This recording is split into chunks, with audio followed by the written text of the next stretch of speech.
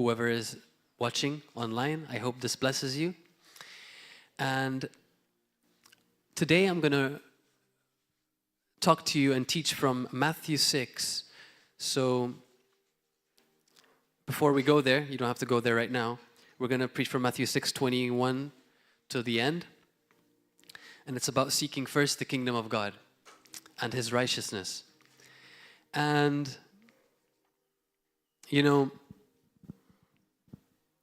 it took me a while. Well, actually, I'd like to start by also, I don't want to forget our pastors. They're not here today, but I also want to honor them by saying that I want to thank them for giving us this opportunity, for Brendan and Romina as well, that we can share our heart with the body of Christ. You know, it's a privilege to be up here, also a huge responsibility, and I don't take it lightly. I know I am accountable to God and the pastor, so we thank Pastor Gordon and Pastor Mariella for this opportunity, and I'm so blessed to have them as my pastors, and they know that, and yeah, we're just so glad that you are pastors. If you hear this, we love you. So I'm going to start by a bit of my testimony about learning to trust God, because, you know, when you just come to the Lord, you're a baby Christian, you know, and those of you that are discipling baby Christians, those who you've brought to the Lord, you know what it's like to be a baby Christian. You're just launched into this new world, you know. You were homeschooled in the wrong home your whole life for most of us, unless your parents were pastors or Christians and raised you up. I don't meet many of those people, but thank God that we're starting a generation here in Malta of those people who are born into the kingdom, and from a very young age they're giving their lives to Christ. But for many of us, that was not our story. For many of us, we were brought into the world. They taught us the way the world thinks, the way that seems right to a man. That was the way that we were raised. And when I first came to Christ, there was a lot of renewing of my mind that had to happen. There was a lot of forming of my character that God had to do. And part of that learning was me learning to trust God. This was a God that I didn't see with my eyes, and my whole life I've been taught to believe that you have to touch it, that you have to see it. And here I was going to start believing in a God that I had never seen with my eyes. But my faith was stirred up, and I said yes to Jesus. But there was a process of me learning to trust God and what that looks like. And, you know, choosing him over other things in my life, laying things down, choosing to spend time with him. All these things came slowly in my life. You know, believing that he would satisfy me when I had so much other things that were satisfying me in my life, or satisfying me, not really satisfying me, but it was like, you know, eating rotten cheese because that's the only thing left in the fridge and you're hungry. But anyway, so gorgonzola, yeah, really old gorgonzola.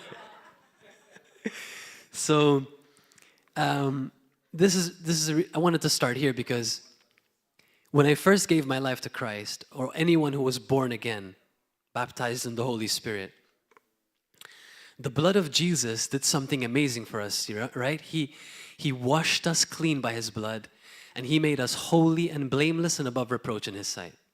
So this was the very beginning. But my character, my mind was not renewed yet. I was just coming out of a world, taught all this garbage, trusting in yourself, all this new age hocus pocus and postmodern thinking about nothing being absolute in the world and everything is true at the same time, and just deconstructing, you know. That's how much out there, they're coming from so much confusion. And God was doing this work in me. So, you know, Jesus paid for my sins that I could be set free. So I was standing before God holy and blameless and above reproach in his sight. But yet my character was so far away from this truth and reality. So there was this distinction, this difference. The truth about my new identity in Christ is a new creation, as Paul explains in Romans 6, Romans 7, Romans 8, pretty much the whole Word of God. if you look at it through the eyes of revelation and the Spirit, talking how God has created this new thing, His new creation, that we are holy before Him when before we were separated from Him. And now we can stand before Him, we can boldly come to Him as a Father, we can ask Him what we want according to His will and we'll receive it. This new reality. But yet my mind was still, in this world, thinking for myself, thinking for what will benefit me, thinking, I still get offended, I still get triggered. And yet, knowing what is right, but still not able to completely do it. So, before God, my character needed to be really worked on. But before Him in position, I was holy, I was blameless, I was forgiven. And this is important to understand because we will not understand the rest of what I will explain in the Bible. So, just because we are not perfect in our character doesn't mean we're not, perfect before God as He sees us through Christ Jesus our Lord. He is the mediator for us. He is the one that stands in the gap, and by His grace and by His blood we have been forgiven. And I'm saying this because many Christians struggle with this, especially ones who are baby. They're getting condemned. They're feeling they're not good enough, like their salvation or their status before God depends on their performance and how well they've been rehearsing this Christian walk. But it has nothing to do with how well you've been performing or how well you've been praying. It all has to do with Jesus. And no matter if you're a giant in the Lord or just a baby Christian, that position is the same, right? Because then we're going to say okay, the men of God who have passed before us when they're 90 years old, now they've earned their grace because they've, brought up in character. No, it was the grace of God that got them there, right? So it's the same for a baby Christian. The difference is that the baby Christian has not yet received revelation. He has not yet been formed in his character. He has not started to walk with God yet. You see, you need to start to walk with God to learn who God is. A baby Christian has never walked with God. They're just starting this relationship. Who are you, God? They're just starting to learn who He is. So those of us who are mature, we need to be very graceful with baby Christians and disciple them. Give them the milk of the Word. And then one day they'll start to grow and get ready for the meatier things of the Word. So we are holy and blameless and above reproach in His sight. Above reproach means above judgment. You're free from judgment in the sense that you're standing before Him completely uncondemned, completely free. Now, of course, if the Holy Spirit is showing you areas of your life to change, you should obey that and listen to the Holy Spirit as He teaches you. So, where am I going with this? When we understand this, we understand that we are on the planet for one purpose and one purpose only, and that is to shine, to look like Him. And if we don't understand that, then we're not going to understand, what the whole point is. Why are we doing church? Why are we here? Is it just so we get blessed and not struggle with the rest of the world? It's like, that's the bonus, but that's not the point. The point is so that He makes us, He restored what was lost so we can look like Him again, so we can be full of joy, we can be full of freedom, and we can set others free. When they look at us, they go, whoa, this person, I've never seen anyone like this. I want to be like you. You'd be like, yeah, because I'm like Jesus. You want to be like Jesus. So that's the purpose of why we're on the planet, to look like Him and to be like Him. So this is where Matthew 6:21 comes in. You can go there. And I'm going to start, I have 25, I'm going to start from 21. So, I'm always asking the Holy Spirit. I love the teachings going on here because it's very similar to what the Lord has been speaking to me. And aren't we also hungry to be able to hear the Holy Spirit? I don't know about you guys, but I'm just like, oh, Holy Spirit, I so want to hear your voice more. I really want to hear you more. And this man of God, once I went to this conference, he said, And it really blessed me because he was a man that really walked with the Holy Spirit. I can say his name because he's a man of God. His name is Brent Kelly. I've already spoken to some of you about him. And he would just say, "Come, Holy Spirit," and the whole room would just be filled with the glory of God. And he was saying, the voice of the Holy Spirit is like, it's a still voice, it is. And when you obey the voice of the Holy Spirit, it will get louder in your life. So the more we learn to obey the voice of the Holy Spirit, like Pastor Henry was teaching yesterday, how he's behind us, guiding us. In the beginning, you don't know how to listen to the Holy Spirit. You're just thinking, this could have been my mind, this could have been my grandma, this could have been what I ate last night. Like, which part of Holy Spirit am I feeling right now? And some people think Holy Spirit, but it's actually their carnal nature. And that's why we need to know the Word and know what the Holy Spirit speaks. So it all works together, right? That's why fellowship with the Lord and the Holy Spirit is important, because if you try to fellowship with the Holy Spirit without Holy Spirit, that's just weird. You say you're fellowshipping with the Holy Spirit, but then you're, living contrary, and it just gets mixed up. But anyway, back to Matthew 6:21. So let's go there. And Jesus, this whole chapter of Matthew 6 is amazing. And we're going to probably continue to study this for eternity. But I'm going to start from this because it has to do with what the Lord spoke to my heart. So Jesus says, I'm going to say from Matthew 19. It's from Matthew 19 I'm starting, not 21. 19. Matthew 6:19. Do not lay up for yourselves treasures on earth, where moth and rust destroy, and where thieves break in and steal. But lay up for yourselves treasures in heaven, where neither moth nor rust destroys, and where thieves do not break in and steal. For where your treasure is, there your heart will be also. I'm going to stop there, and then we're going to continue reading.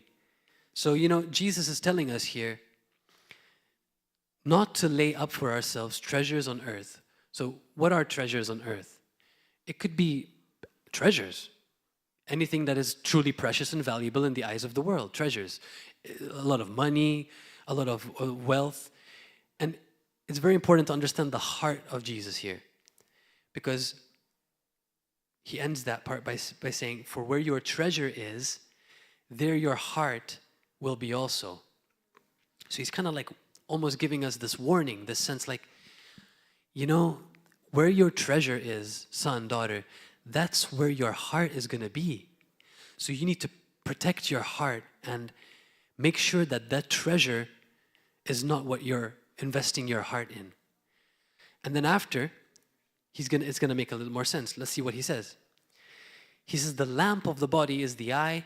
If therefore your eye is good, your whole body is full of light. He's showing us the perspective of Christ, or what are we seeing? But if your eye is bad, your whole body will be full of darkness. If therefore the light that is in you is darkness, how great is that darkness? This is about seeing correctly. Jesus is really addressing, if your eye is not seeing right, if you're deceived, if you're off, it's going to affect your whole body, your life. And then he says, no one can serve two masters, for either he will hate the one and love the other, or else he will be loyal to the one and despise the other. He could have stopped there here, right? This is already enough. Like, any master could have been any master, right? Two masters. But he really closes this point because I think he wanted to make it something clear. He says, you cannot serve God and mammon, which is riches. Why did God choose to say riches? He could have said, you cannot serve God and anything else, right? Which is also true. But Jesus chooses to speak about mammon here. And then he goes on to say, therefore I say to you, do not worry about your life. So Jesus gives us his heart here. He gives us why he's telling us this. He says, therefore I say to you, do not worry about your life.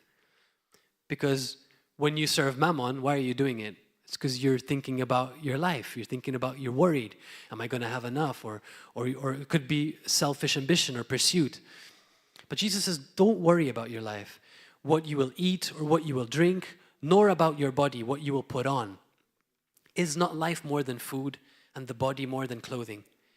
And then he shows us his heart. He says, look at the birds of the air, for they neither sow nor reap nor gather into barns, yet your heavenly Father feeds them.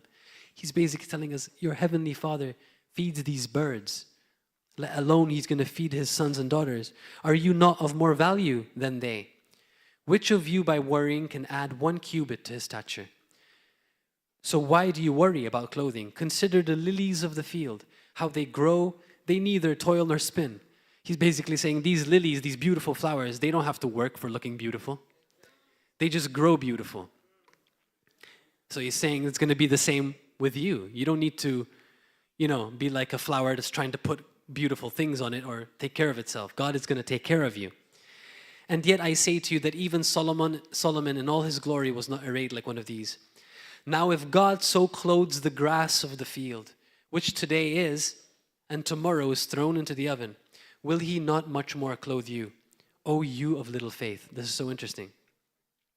Therefore do not worry, saying, what shall we eat, or what shall we drink, or what shall we wear? For after all these things the Gentiles seek. The Gentiles is a people who do not have a covenant with God. He's giving an example here for these things are the ones that people that don't know God seek after. People that don't have a covenant with God. People that don't know God. For your heavenly Father knows that you need all these things. But seek first the kingdom of God and his righteousness, and all these things shall be added to you. Therefore do not worry about tomorrow, for tomorrow will worry about its own things. Sufficient for the day is its own trouble. So I was with the Holy Spirit, and this is the scripture that he gave me. Because, recently, about these 2 weeks, I had been spending time with God as I usually do, and I've been thinking about investment. I've been thinking about how can I use my money, God, I have a normal salary. I don't have like hundreds of thousands of euros in my bank account because I have a normal job I get from our family business. I don't have a crazy shareholding in any company. I don't have thousands and thousands of euros. And I've been asking Jesus, I'm like, Lord, it would be nice to have some more money to invest in a house and, maybe buy a new car, get to go more snowboarding. It would be nice, but Lord, but your will be done. Jesus, I give you my heart, and I'm always just affirming the Lord in that, making sure my heart is free. But recently, my brother Dwayne and Matthew also, we've been talking about investment and stuff. And, recently this whole investment of my crypto came into my life, And I've been thinking about it and studying it a little bit. And I was like, oh, Jesus, I could put my money in this, This could be a good investment. I'm hearing good things about it. You can, and whatever. So I started to put some of my savings on this investment. And I was really thinking about this and thinking about it and always thinking about it. And, I was, to some extent, seeing like sometimes my account going a little bit higher, sometimes going a little bit lower. It was just funny because I was thinking like, oh, I'm going to get rich. I was seeing the potential of this investment. And I'm just thinking, wow, like, Lord, there's so much potential here. Like, I could have thousands of euros. And I was seeing, like, my mind going into this place, like imagining myself with these thousands of euros, what I'm going to do with these thousands of euros. And a couple of days passed, and I was spending time with the Lord. And then the Lord was showing me revelation. And he started to ask, when God asks you a question, it's not because he doesn't know the answer, right? So God starts asking me these questions. That's so funny. He says, where is your faith? Is it in riches? Is it in your possessions? Is it in your family members, in your circumstances? Are you trusting Holy Spirit to lead you? Or are you trusting Holy Spirit to speak to you? Are you believing Holy Spirit? Do you believe that he is in you? Do you believe that he loves you? That he will prosper you? And I start to feel these questions coming up, and I think I'm already seeing where this is going, you know? I'm going, oh, I think maybe, you know, I'm getting a little carried away, getting ahead of myself. Like, am I trusting that God is the one that will prosper me? Or am I trusting that my efforts, that the work of my hands will bring me about riches? And God starts to speak to me, you know? He starts to speak to me about shortcuts. He starts to speak to me, oh, thank you.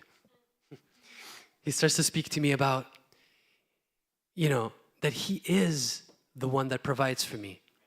Now, this is not to say that an investment is bad, but you need to see the heart of whoever.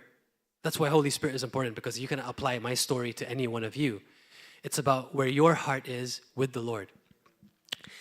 And in my case, perhaps I was taking my eyes off the reality that God is my protector. He is the one that provides for me. You know, he is the one that's taking care of me, just like in Matthew 6, where he is the one that arrays me and provides for me. I don't have to worry and say, okay, I have to make, you know, this for myself. I have to build this for myself because that's what the world is doing. I have to invest in this because I'm not going to have it. No, God is saying, son, where is your trust? You know? And it's a heart issue. So he starts to ask me this question. And then the Holy Spirit is teaching me, like, you know, how does the Holy Spirit lead? Let's go. How does the Holy Spirit lead us? How can you know it was the Holy Spirit, right? For a certain, if there's peace, you can rest assured that the Holy Spirit is leading you. But what if it's the opposite? What if you're heavy and burdened and there is no peace and you're finding it hard to let go?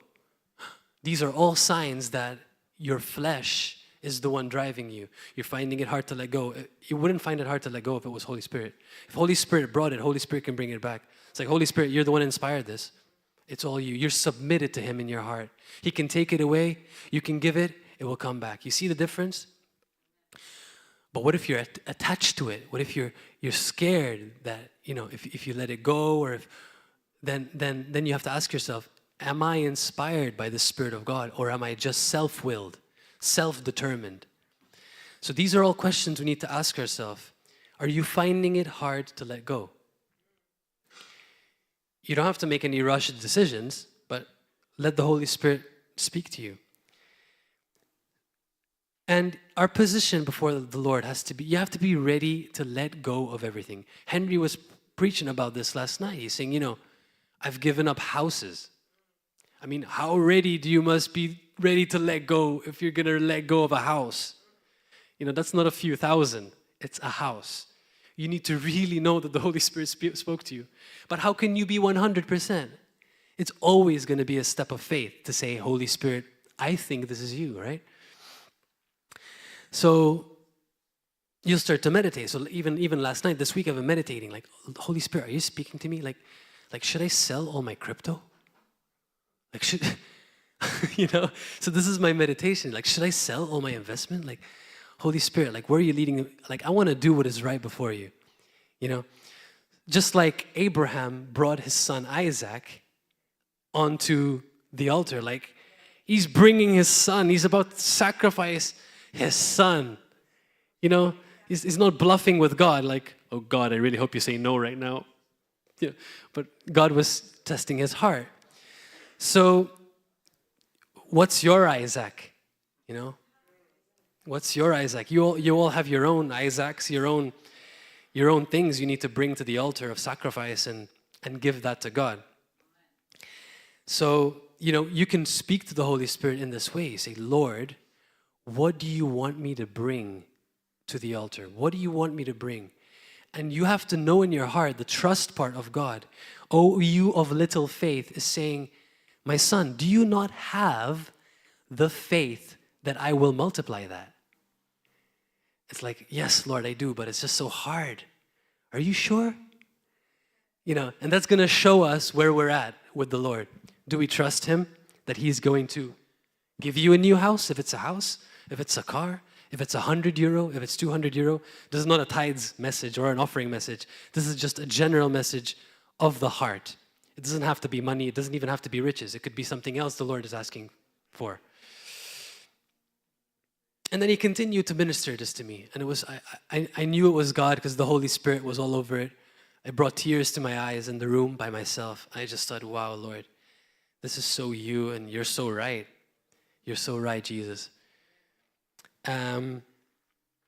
Although at times I failed this test as well. I'm not saying that, I'm still growing as well. It's just what God spoke to my heart. Sometimes God speaks something to you before he wants it to share it. So I'm going through this myself right now, So he said, you are free from every financial pursuit. You are free from every pursuit. The only pursuit you should truly have is him and his kingdom. As he says in Matthew 6, seek first the kingdom of God and his righteousness, and all these things will be added to you. Jesus is promising us that you don't have to store up riches, son. You don't have to think about those things. This world is temporary. It's passing away. Seek first the kingdom of heaven and his righteousness, and you will see how I will bless you. You will see where I will take you. And this is the part where we have to use our faith and say, Lord, it's hard. Circumstances are hard. I'm finding it hard to let go. But you're being honest with the Lord, and you're going to tell him, Lord, I need your grace right now to let go of this. Maybe I can't do it right now, but please take me there, Jesus. And the Lord is not condemning you. He's gentle. He's sweet. He's so patient. He's not crossing his arms and going, oh, I knew you weren't ready yet. I knew you weren't there yet. I knew you couldn't do it. No, he's saying, it's all right, son. It's all right. But we're on the same terms now. Do you see that this is a problem? Do you see how this is changing your heart? Do you see that it's leading you away from me and not to me? I'm so happy that you see this, my son, my daughter. I'm so glad your eyes are open to this. That's what the Lord is saying, And then that will bring so much grace in your heart. Probably 10 minutes later, you're like, oh, okay, I'm done. Wow, that was easy. Because the conviction came, the grace came. You did not resist it. You did not justify it. Yeah, you got it. So don't take shortcuts with God. There is no get-rich-quick scheme with God.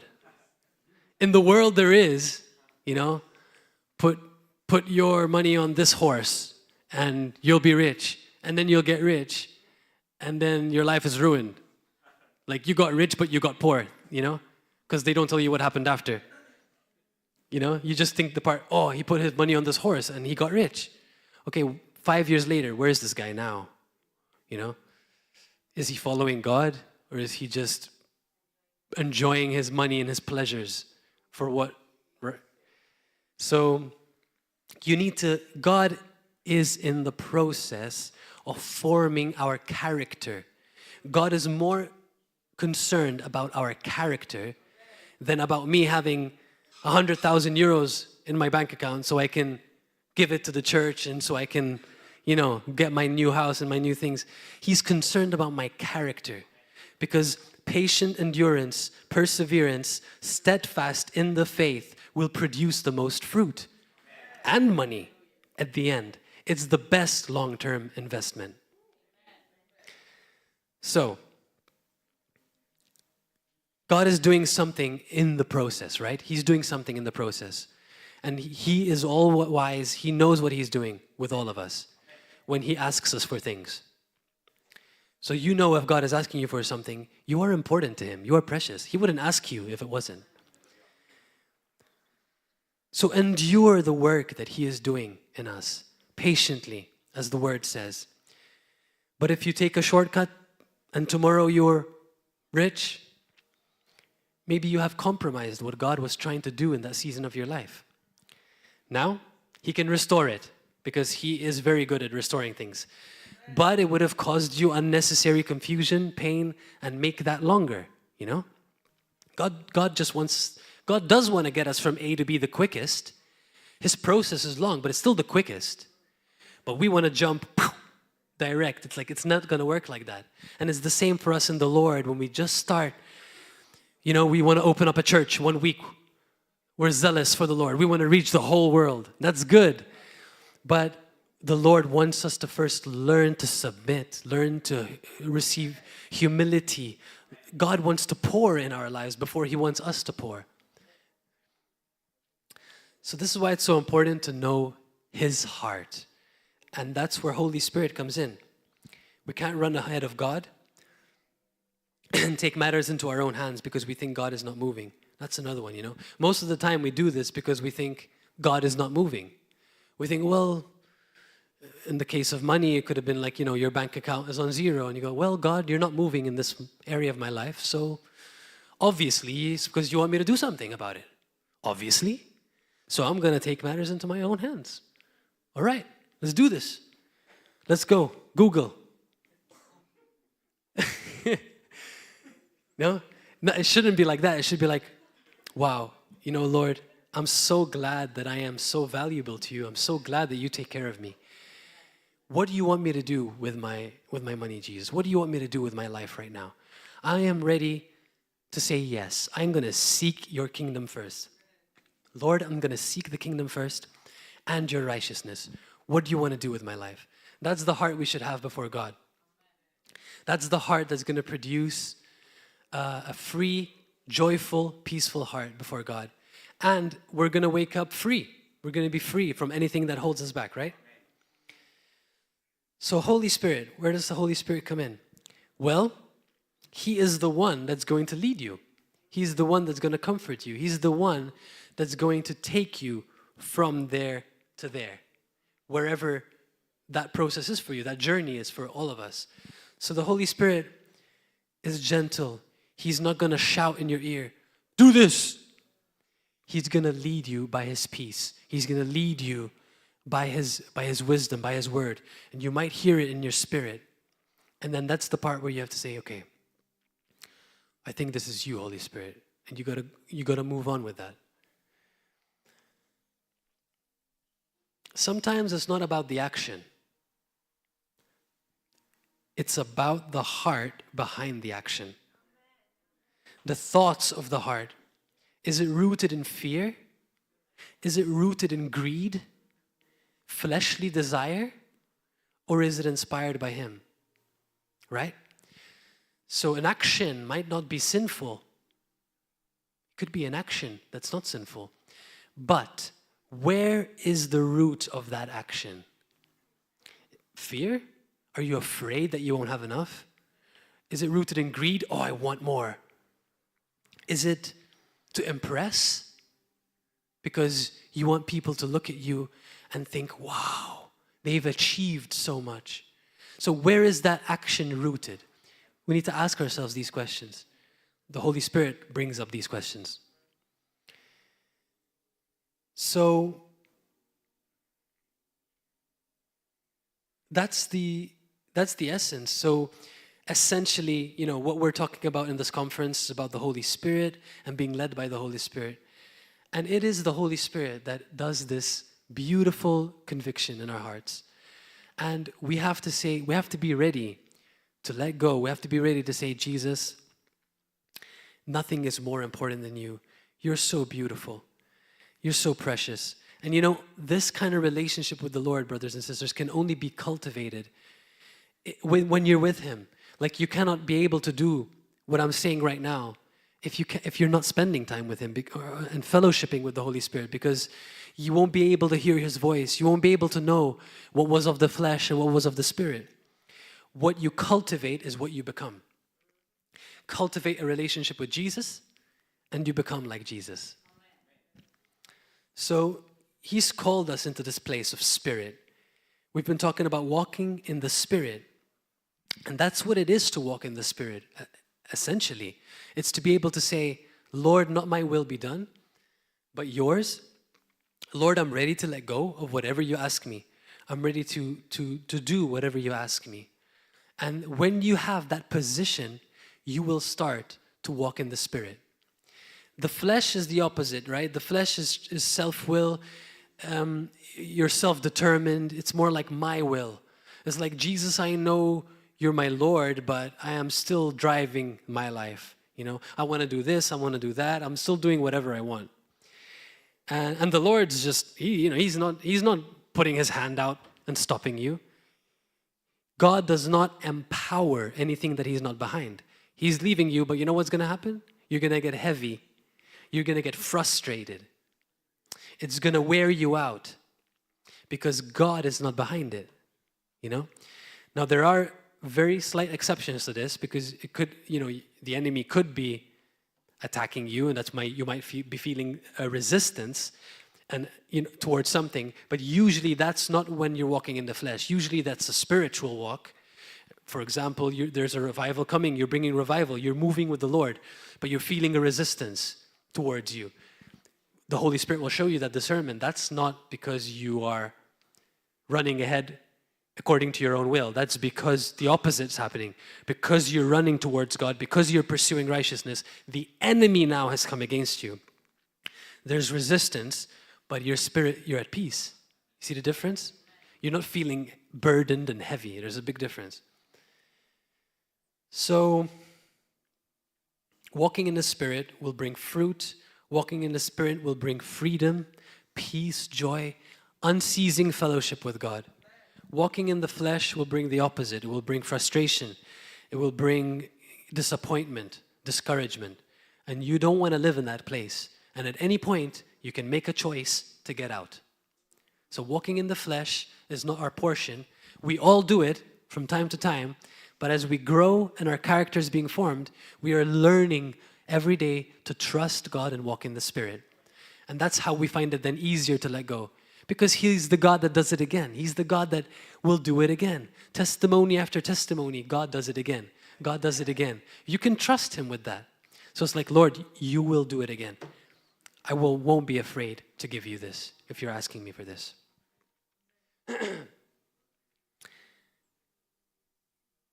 So, what is hindering you? This is the next question. We can ask ourselves. What is hindering you from following him?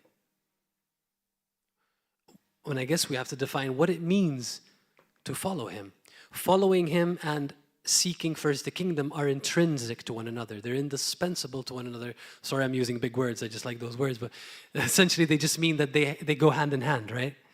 They are following him and seeking the kingdom are one thing. If you follow him, you will seek first the kingdom. If you seek first the kingdom, you will follow him. So following him looks like letting go and pursuing Jesus. So you're not pursuing career. You're not pursuing, becoming a famous athlete. You're not pursuing these other things, but you're pursuing him. And many Christians think they can incorporate Jesus whilst living out their Christianity, right? Like Christianity is something like, I want to live out my faith. I was talking about this with our beloved brother Fabian, in Iraq. He was telling me, like some people want to escape persecution. They want to go to the land of milk and honey so I can live out my faith. I can be free in Jesus, get a new car, get a new house, raise up my children in the faith, live out my faith, God obviously wants you to prosper. God wants you to build a life for yourself, obviously, but not at the expense of seeking him first. You see, the priorities have to come in order. We first pursue God and his righteousness, and then those things will come. But we don't exalt our life and say, I'm going to build a name for myself. I'm going to build my life so I can live out my faith, find a good church, a good pastor, have all these things in order, and then my life is good. It's like your life could look absolutely destroyed, persecuted, naked like Paul was, but you're so blessed. So you don't measure one's life by how persecuted he's doing. You think, oh, God has cursed him because he's naked and in prison. Maybe he's doing something right. It's the opposite. That's not how we discern, right? So, what is hindering you from following him? Now, this might not be to any of you guys, just maybe a question you can ask to others. or you know in your heart, what is hindering you from following him? And that's what it means to follow him. It's to completely exalt him, to enthrone him in the first place of your life. For many years of my life, this was difficult, but the Lord works slowly in us to form that character so that it makes it easy for us to say, oh, Jesus, I will follow you. And I have some things that we as Christians go through that stop us from following Jesus. Most of them are lies. They're lies. So they are lies which don't measure up to the truth of what God said in his word. For example, thoughts, lies about God. Like, well, God won't provide for me. God won't. God's boring. Like, Christianity's boring. Going to church is boring. Lies, right? It's the opposite. Christianity is amazing. There's no high like the Holy Spirit, right? There's no outpouring like the Holy Spirit. There's no filling like the Holy Spirit. It's so full of joy, you know? But if you do your ministry and it's burdened and you're doing it and you're exhausted, something is not right, you know? So lies about God, lies about your ministry, lies about your church, lies about your brothers and sisters. He doesn't like me. She said this. He thinks of me like this. Christians are so annoying. They're always judgmental. Da-da-da-da. Maybe you're the problem. Lies about identity, you know? I'm not good enough. Lord, I am not there yet. I'm still struggling with this addiction. Lies. So you think you're not good enough to follow him. You think you're not worthy to follow him. But his blood has already said, you are worthy to follow me. You are worthy to follow me. It doesn't matter. You are worthy to follow me. So lies, right? These lies that come through the enemy, that come through the world, they'll come in different ways and forms. But praise be to God that through his word, we bring every thought captive to the obedience of Christ. And when those lies start to come, they're so foreign to you because you live in the abundance of his presence. And you're like, what? That's not God. My sheep hear my voice. You're going to follow Jesus. You're hearing these lies. You're not even going to entertain it. You're just going to shut it down and then it's gone. But we teach those who are new in the Lord that don't be hindered from following the Lord just because of these lies. When you hear them speaking these lies, be gentle with them. Be like, that's not what God is saying to you. You know, let the Holy Spirit minister that to them. So lies. Flesh will hinder us from following God. If we walk in the flesh, our soul becomes malnourished, right? We become heavy, and like we were talking about, it leads to bad fruit. And this actually affects our perspective. It starts to affect our perspective of everything around us. It will start to, including how we see God.